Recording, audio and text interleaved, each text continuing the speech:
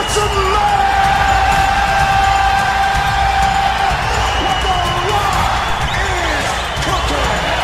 If you want the Rock and win his ass to this ring, give me a hell yeah! What the heck? Let's do it to it. I'm WB Ward. And I'm Chip Douglas. We've got another week going on right now of SCI Wrestling inside your computer, live and in color. Well, we may not be live. We're not live. We are recorded. And for the record, I don't ever want you to ever call my phone to ask me if I have an extra nut. Just want to specify that right now. Okay, now that you specified it, you want to explain that? Explaining to do. Mr. WB is losing his driver's license. Not his driver's license. His license plate on his car, so he called me to see if I had a spare nut. And that's exactly how he worded it is, well, hey, do you have a spare nut? No, I still got my two. That's not what Lauren told me. That was that. I have to admit that was the first time I ever started a conversation with that question. Do they do because I know you've been married before. Yes. So does that go in the alimony? It must, because several of them wound up with several versions of them. So that must wind up in it. Okay, taking a look. Oh man! Wow. And that's not terribly far from the unfortunate, ugly truth. I'd like to invite you to join us on social media to find out all the latest of the rumors and fun stuff of the social media sites. Of course, one of the places you can go to is www.facebook.com/Insider Wrestling. And then there's our Twitter page, SCI_Wrestling. And thank you to all the new followers out there. We thank you so much. We've gained some followers. Thank you so much. And then also YouTube, SCI_Wrestling is where you go listen to the show. And by the way, I think he's a follower, but I found out my nephew has started listening to this. My nephew Joshua. Really? Yeah, and as a matter of fact, he commented last week about how funny the show was. Oh, good. That means he's one of my fans, not yours. So, Joshua, hello, howdy. He liked my Travelocity joke. He even named the joke. Did he? Yes. Huh. So I knew he was paying attention. But since we got the social media up, let's go ahead and bring in our tweet of the week, shall we please? Yes, here we go. How old was he when he did this? Who, Michael? Yeah. He was just barely old enough to tweet. But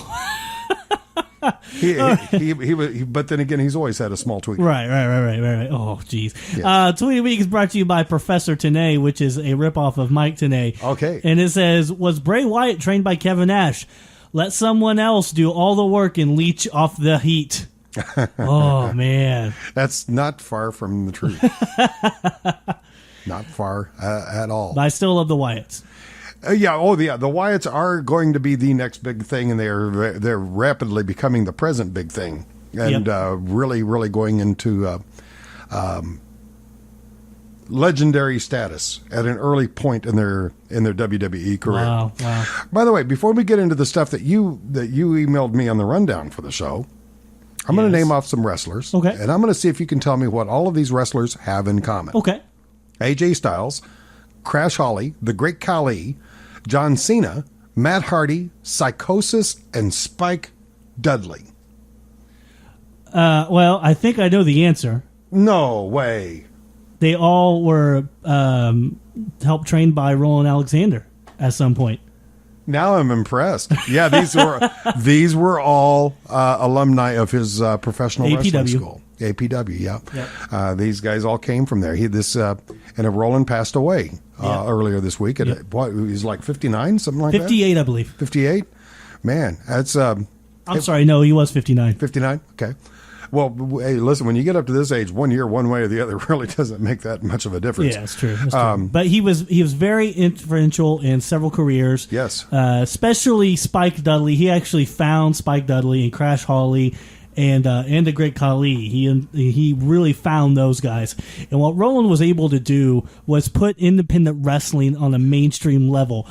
He would do a show called King of the Indies, which was done every year, to where he would bring in the top independent wrestlers in to compete in a tournament, in a weekend tournament. It was very well done, and at a time to where wrestling was more about entertainment. He put a good emphasis on wrestling, and that's what he did really well. And of course, Roland's also really famous for being one of the main stars of one of my favorite movies, Beyond the Mat. I haven't seen that. Oh, it's great. Oh, you need to watch that. I have not. It's seen on that. YouTube. Was it in its entirety? The full movie's on YouTube. Now, what is that about? Can you give me a little thumbnail? What? A little thumbnail synopsis of it? Of the actual show? Yeah. Or the movie? The movie. The movie itself is done by Barry Blastine, who's a big-time movie producer in Hollywood. Okay. And he looks at different aspects of professional wrestling, all the way from the independent level with Roland Alexander, all the way to like the struggle of veterans. He follows around Jake the Snake Roberts. So this is like a documentary? Yes, it's very much a documentary. Oh, okay. And it's the only documentary that WBE ever allowed to get full access of. Wow. So it's very well done. It's one of my Check that out. favorites. What's the name of it again? Beyond the Mat. I'm going to have to look for that on YouTube.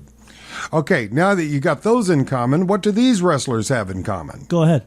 William Regal, Dory Funk Jr., and Fit Finlay. I don't know that one. Oh, okay. You can also throw into the lineup Ian Rotten, Les Thatcher, Dave Taylor, Skade, and Johnny Saint. Well, you're naming all wrestlers from Europe, I believe. No, not Dory Funk. Not Dory Funk Jr. Yeah. See, now I'm thrown off. No, all of these people were people who trained a guy that WWE just fired. Oh, really? Yeah, Cassius Ono, was released from WWE, and those were all people responsible for his training. Wow, Johnny Saint. Now, you might not know who Johnny Saint is. I have heard the name. He was like the Hulk Hogan of England back in the 50s and 60s. Yeah, I do remember now, yes. And Johnny Saint was phenomenal. So, oh my gosh. Yeah, but I put that on the rundown. I think that is absolutely horrible. WBE really missed the boat on him. He's very talented. His name is Chris Spradlin, but I can't help but I know he was. I don't watch NXT, but he was on the NXT, right? Correct. Okay. I wonder if this was an ego issue. From all the rumors I've heard, it's actually because he was out of shape. Really? Yeah. With those kind of trainers, and shape was a problem. He's not the typical cut wrestler, as far as he doesn't have the six pack, he doesn't have the greatest body in the world, so that's why they were saying, the body wasn't working for him, I guess, which is stupid. Yeah, because he's built like CM Punk for the most part. Yeah, over the last few years we have gone with cut physiques, but we still have people like the great Khali's not cut. That's true. See, and CM Punk no chiseled look. CM Punk, Christian.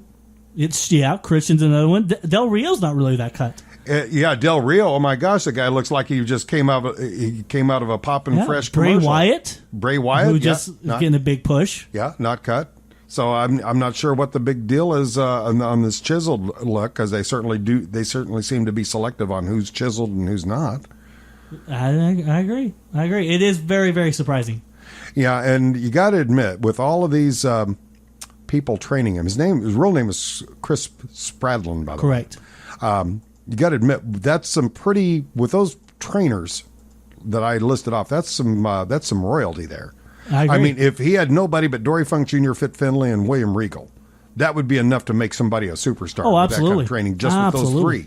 Absolutely. But Marshall Kaufman also trained him, and he was a boxing trainer. Oh, really? But that's why I went to the immediate suggestion of, was this an ego thing? Because I was thinking about, okay, this guy was in NXT, he's in the developmental stage, obviously with WWE. He came up through the ranks, being trained by all these people. Now he's being thrust onto the big stage, and you got to know that's going to affect the ego somewhere. That's true. And it very well could be, because they're really trying to develop NXT as a product development, as far as they recruit these people from college sports or other ways. So they're trying to get out of recruiting from independents because of ego issues. And that they certainly have to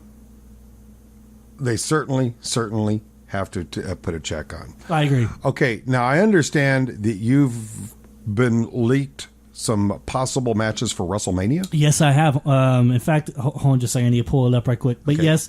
I'm glad my back is turned to you so I don't have to see you pull it out. Exactly. I'm loaning you that nut. Yeah. This is, I got this source from F4Wrestling.com. I want to give them their proper dues there. They're the one that released this. With WrestleMania only 5 months away, they're working on the card as we speak to try and hinge some agreements. Right now, as scheduled, they are trying. WB is trying everything they can. Please don't tell me Lesnar's on this. Maybe. To score Goldberg and Sting for this WrestleMania. Oh, okay. And with that said, right now, a match is pitting this one. Triple H against Stone Cold Steve Austin. No way. For control of WWE. No way. And Austin will represent Vince McMahon.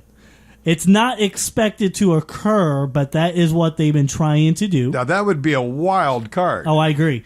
Wild card. Oh, I didn't even mean that. But, what a pun. WWE officials want to secure Sting, whose contract set to expire of TNA. If he would able to come over, he would face The Undertaker. I can see that being more of a novelty than anything. I agree. Why waste him on the Undertaker? Well, just because of the fact it's always been kind of a dream match. No, they can't do that. They cannot do that because you know darn well this is going to be the Taker's last year. Well, you're going to hate the fallback plan then. Uh-oh. The fallback plan is Undertaker and Lesnar. Oh, no. Yes, that's the fallback plan if they cannot get Sting to agree. No. Yep. W officials are also interested in securing Goldberg. I have nothing to live for. They're securing Goldberg for the show to face Ryback, which makes sense. Yeah. Which makes some sense. Right. If the deal falls through, Ryback will instead face the Big Show, it looks like. Okay. So that's but they better start polishing up Ryback's act now because the storyline they have him in now hasn't been exactly complimentive to him. He's been losing about every match. You're right. Other rumors or other sources are telling me that Randy Orton is going to fight CM Punk. Okay.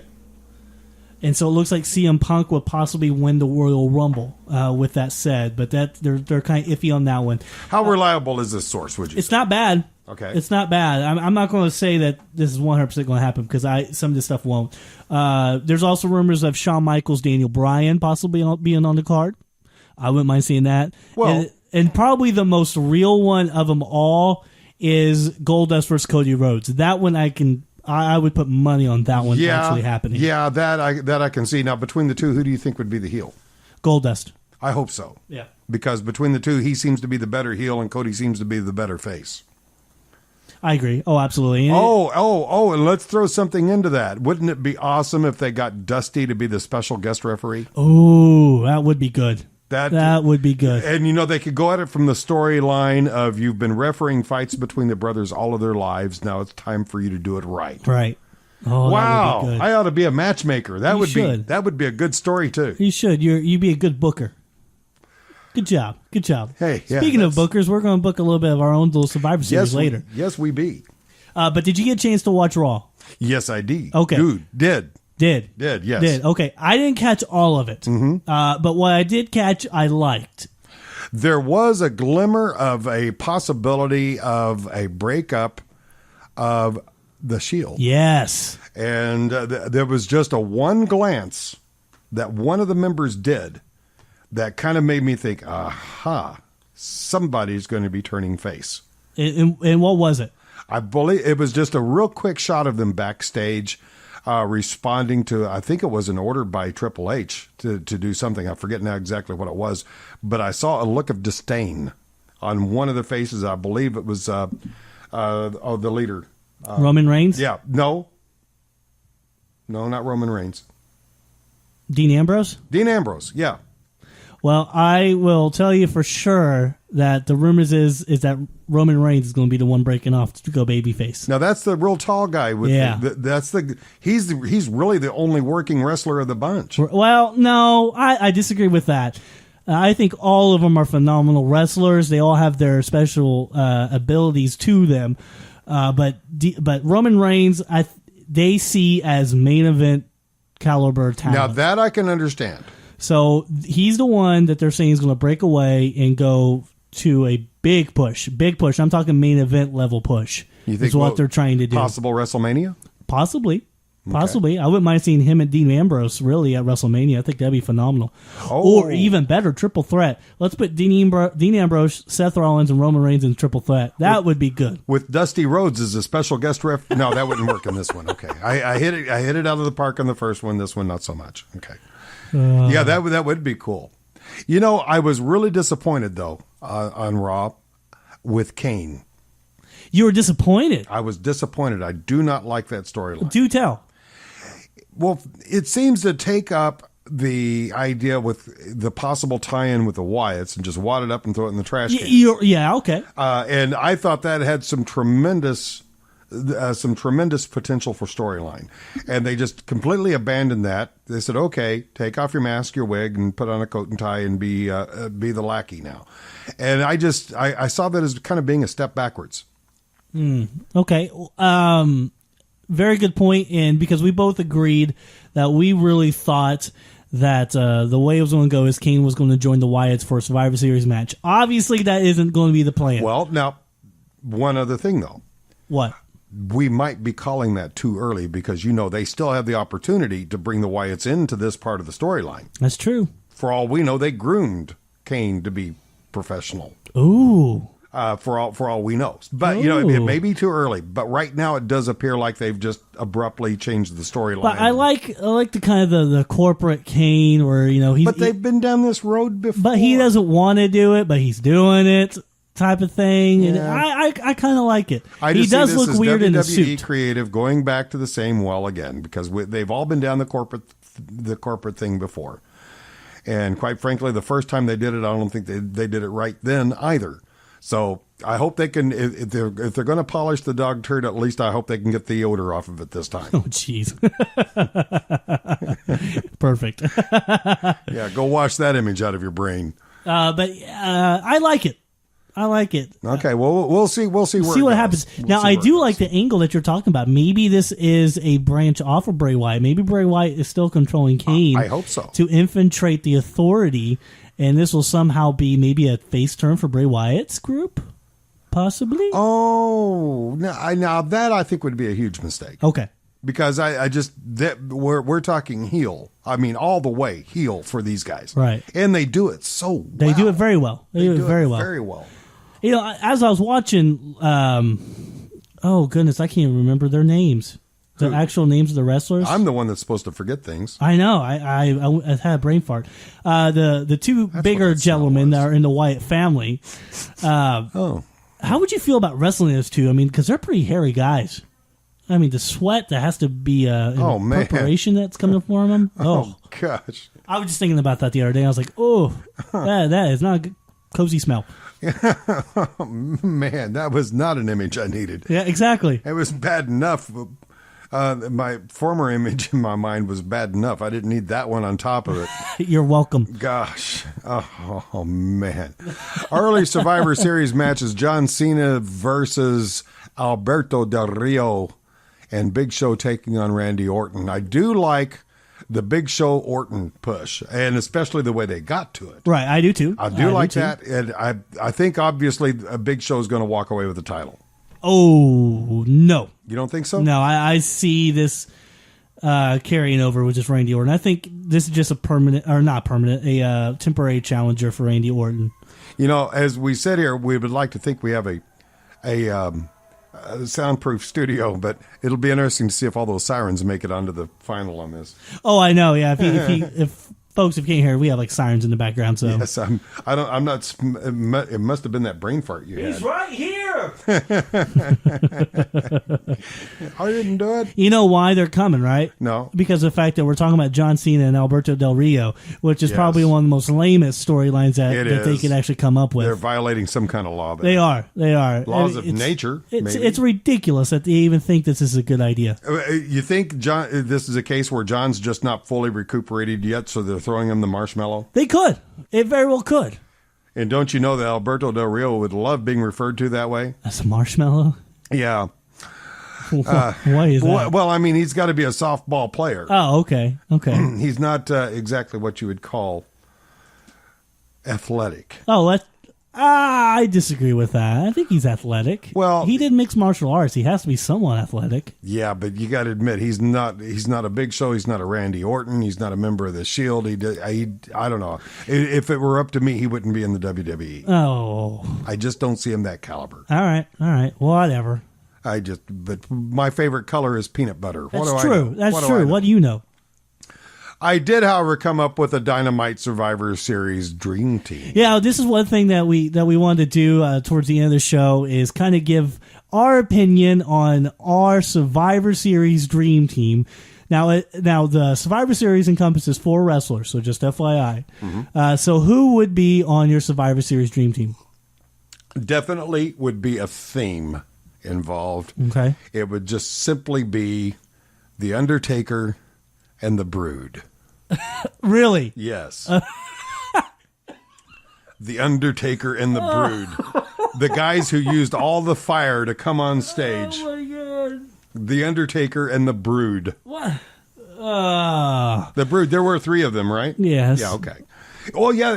And but which ones? Would you take the old Brood or the new Brood? There was only one Brood. Well, no, there wasn't. Okay, the Brood I'm thinking of had Gangrel in the lead, Edge, and then some other guy. Christian was the other guy? Yeah. Okay, but then that would be them. Okay. Well, there was actually one time where Edge and Christian broke off to go face, and it was Gangrel and the Hardy Boys. Oh, that's right. No, I want the first one. I want All the first set, the All original. Right. So we're talking Gangrel, Edge, Christian, and Taker. Now, in all aspects, you don't have that bad of a team. No, not except at all. for Gangrel. That's the only question mark in there. But because if you look at Christian and Edge, not bad, especially when it comes to tag team wrestlers. And of course Taker. And of course Taker. So what the hell do I care about Gangrel?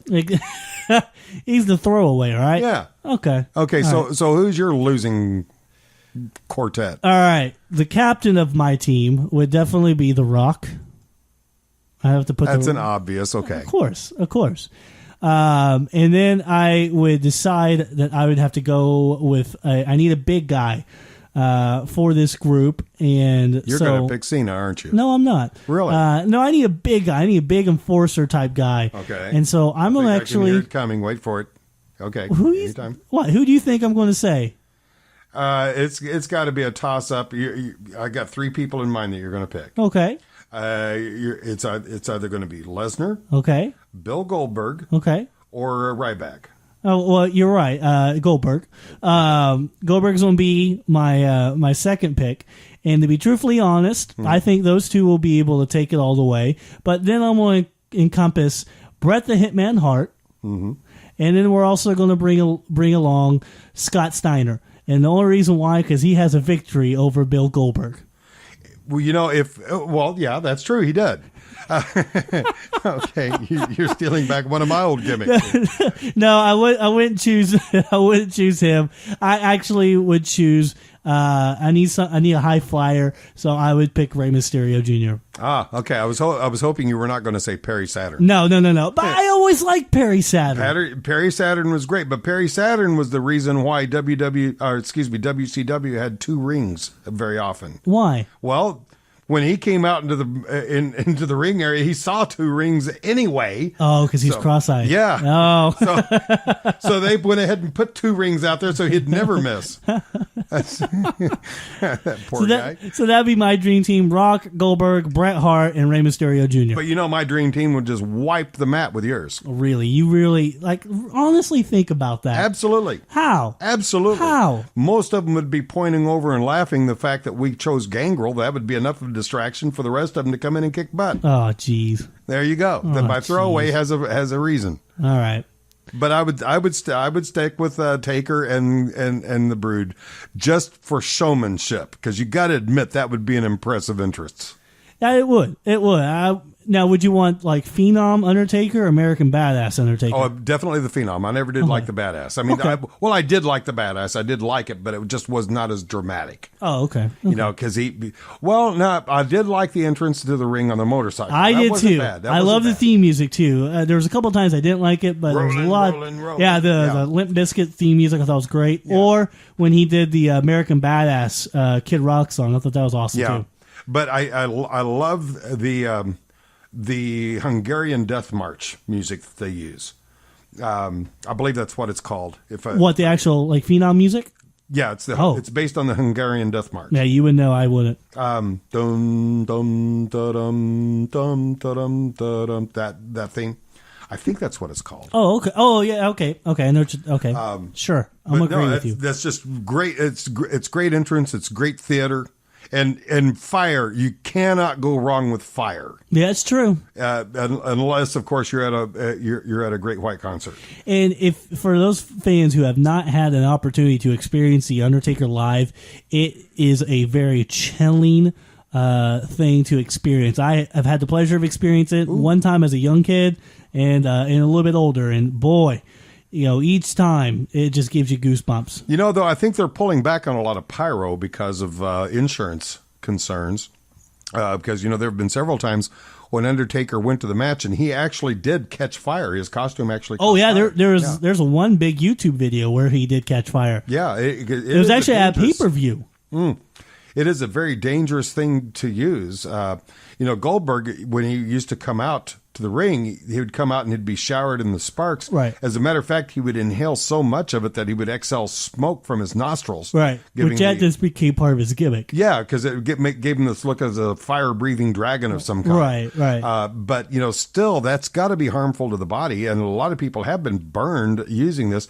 And don't forget, and there was another pay-per-view where they were setting off pyros at the beginning that went south and injured a few audience members as well. It was at WrestleMania. Yeah, WrestleMania. That's true. I don't think it was 29. I think it was 28. So I wonder if because of all that, if they might be scaling back on the Undertaker's entrance fire, because they had some big fireballs that he was using. Well, I mean, you don't see him that often. And besides him, I can't think of a wrestler that uses pyro still. Kane? Yeah, Kane. Yeah, but we don't see him that much. No, it's not very often. And that's directed straight up and only at 4 concentrated points around the ring. Right. And, of course, they have the dedicated cannons for that. Those are heavily shielded. Right. So any heat that does come from that is just radiant. It's not anything that's really dangerous. So that is pretty much different.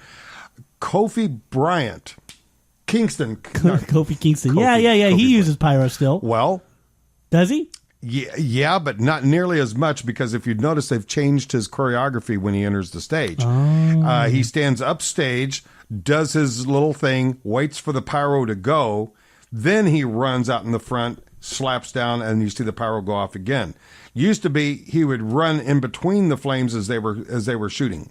Oh, yeah. Okay. Now, can you name where they were performing when they changed that? Oh gosh, I have no idea. You should, because you were there. Really? That was the one you and I went to when Raw was being shot here in Tulsa. Oh, I didn't know that. You might recall, and you can actually YouTube that if you YouTube the date. And I still have my ticket stub up there on the wall. I'll show you. When Kofi comes out, the pyro messes up, and he waits for it. And as a matter of fact, when he gets down there, you can see him turn around and look at the guy running the effects booth, smiling at him and shrugging his shoulders like, "What the hell just happened?" No, I'll have to YouTube that. Yep, that happened, and we were there, and you missed it. Man, that was a quick 30 minutes. That was a quick 30 minutes. Man, what we still have show left over. Really? Well, not much. Oh, okay. We covered everything. We got the Raw recap. We did our Survivor's Dream Team. But still, it was a quick 30 minutes. It really was. It'll be interesting to see what's going to be going on in Raw this week, because of all the things going on with the Shield and with the Authority. It'll be interesting to see what WWE creative does with that. I wonder if they will bring back the Wyatts into the Authority storyline. They should. Just to satisfy. Yeah, I think it'd be awesome. Yeah, it would indeed. Meanwhile, please be with us next week, next Saturday night, as we upload another edition of this here program, heard on this here computer. Right now, it's a show that we all love to call